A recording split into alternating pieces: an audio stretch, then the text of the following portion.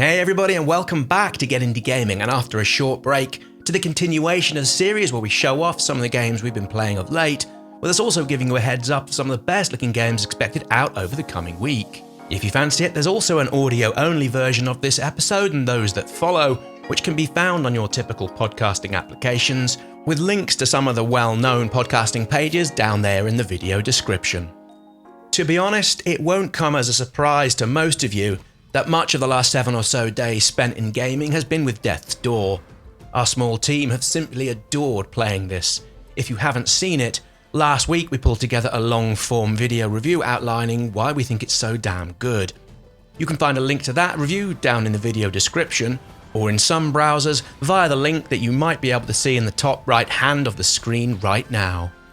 While Death's Door is a challenging game with challenging combat, it never feels brutal, with perhaps the exception, not surprisingly, coming in the final boss battle. Now that's a skirmish and a half, with an extended middle section that offers no checkpoints, and a rather large difficulty spike in terms of anything that came before it. But don't let that put you off. If I'm able to beat this game with a controller and having less than an obliging left thumb with limited feeling and fingertip motor control, the odds are you'll be able to do the same. As we point out in our review, it's not perfect and won't knock Hades or Dead Cells off the top of the pile of games we most love, and yet as we hit the middle of the year, it's up there with likes of Overboard, Unglet and Chicory as one of the best games out over the first half of the year. At the moment, Death's Door is available on PC and, for now at least, exclusively on the Xbox platform. Aside from the 20 or so hours we spent last week with Death's Door, we've also been putting the hours into Chris Tales, which came out last week on PC, and just about everything else. Being honest, we have yet to finish it. We're about 15 or so hours into what we believe is a 40 or so hour campaign. This is no spoiler, and yet we kind of think we know how this is all going to wrap up from, well, the first 2 or so hours of playing. So far though, everything does feel solidly written, and comes with a beautiful cast of characters and a time travel mechanism that just works and feels so satisfying within its action. Few elements within the gameplay, however, are jarring. Sadly, the combat feels stunted and clunky, missing that fizz, and at times, for my taste, the fighting in places just takes too long, with these sections by and large feeling uninspired and a little bit samey. I'm not too sure we'll actually see the credits roll on Chris Tales in what so far, despite how well everything is written, it could be one of this year's disappointments. And sadly, whilst we're talking disappointments, Last Stop, which is also out on PC and all of the consoles, feels a little bit of a misstep for the usually bang-on-point publisher Annapurna Interactive. This also comes from the team that a few years ago delivered the understated brilliance that is Virginia, and I think I went into this with overly high expectations. Virginia did such a great job with its narrative that, well, I was expecting more of the same. I will give the game one thing. The developers have managed to pull together a slice of life viewpoint on London that is bang on where we are this side of 2021. Or at least I think it does. I've not been able to travel there for various reasons for the past 18 months, but still, it paints a nuanced picture of the city that few others have done as well. But aside from the top-notch voice acting and the orchestral music score, the dialogue and stories here are superficial, flat even, they get going, before, well, puttering out of steam. With Last Stop not quite hitting the heights we expected, what are we most looking forward to in playing over the course of the coming week? Currently up on one of the monitors in the corner of our office, well, converted garage, although we can keep that between us, the Ascent heads out onto PC and Xbox, with it also coming to the Xbox Game Pass service for PC and console from day one. First off, it looks drop-dead gorgeous with all of its neons, reds and colour saturation, with it having a single player and online and local co-op option for you to play with 3 others. While we have been playing this extensively, the embargo of this drops the day of the launch, and while we can't yet say anything right now in terms of how this one plays out, we are looking to add this to the roster of our weekly live streams, so expect to see more from this from us later in the week when it launches on the 29th. Up next, and having been in development for a little over 6 years, with it successfully funded via a Kickstarter campaign from back in 2018, No Longer Home comes out this week onto PC.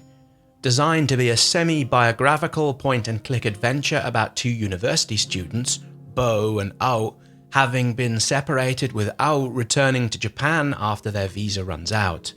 Having played a recent demo, which as this video goes up is still available via the game's Steam homepage, this feels a warm and cozy fly-on-the-wall kind of experience, with it portraying the pair's final weeks together in their rental flat and their day-to-day experiences as they prepare to part ways. Naturally, we're expecting something that's story-driven, and we're hoping to see a contemplative and thought-provoking examination of friendship and separation. No Longer Home will be available via Steam, GOG, Humble and Itch, and also via the Epic Games Store. First out on PC towards the end of Q3 last year, The Long Gate is something Switch puzzle fans should consider picking up when it comes out on the platform on July the 29th. This is an out-and-out puzzler in the purest of terms, and will appeal to folks who like difficult puzzles and solving them, well, for the sake of solving those puzzles. Nearly all of the puzzlers here are based on real-world technical concepts, with it containing accurate descriptions of quantum circuits, and while the developers are on record saying players don't need to have a technical background to play and beat the game, those that do have an interest or a STEM background will most likely have an advantage over players that do not. This is a highly niche game, although for those with these kinds of interests, it's likely to offer an enjoyable experience. Also coming out on the 29th, following close to 5 years of development, Omno is a single-player action-adventure game that sees players explore a world of wonders, finding secrets, solving puzzles, while also overcoming obstacles as you make your way across various environments. Having spent an hour or so in the run-up to making this video with the game's demo, which is still up on the game's Steam homepage at the time of writing, it's also something of a chilled-out, all-round experience. Omno is headed out onto PC, and will also be coming to all of the usual consoles, with it also headed onto the Xbox Game Pass on launch day. Moving on and up now, one of the most anticipated indie games coming out this summer. Eldest Souls is a gloriously illustrated pixel art boss rush battle game that describes itself as offering players a challenging, Souls-like combat-based experience. Each boss is said to offer players a different and stern encounter, with the game also giving players the chance to explore what looks to be a dark and gritty labyrinth of dungeons and passages, where the players will meet with interesting NPCs and undertake compelling quest lines, all within an effort to discover the secrets and mysteries while building and shaping your character to match your style of play. While perhaps similar to last week's Death's Door, this looks far darker and more ominous, and we suspect might be more of a challenge than we're used to. Eldest Souls is out this week on all of the usual platforms. And finally for this week in indie games, expected out July 28th, Unbound World Apart follows the story of a little magician called Solly, who has the ability to summon and manipulate portals to other worlds, and in so doing, is able to control certain unique properties of each of these worlds, be they, for example, inverse gravity, time manipulation, and 8 other differing mechanics. We suspect this hand-drawn, platforming, puzzle-centric Metroidvania will deliver something that's story-rich and will come with a lengthy lore and cast of NPCs, with it expected out on Steam, GOG, the Epic Games Store, and also onto the Nintendo Switch. So there we go, that's all we have time for this weekly edition of our Week in Indie Video Games. Like this video and this series, be sure to hit that like button and subscribe to the channel if you've yet to do so.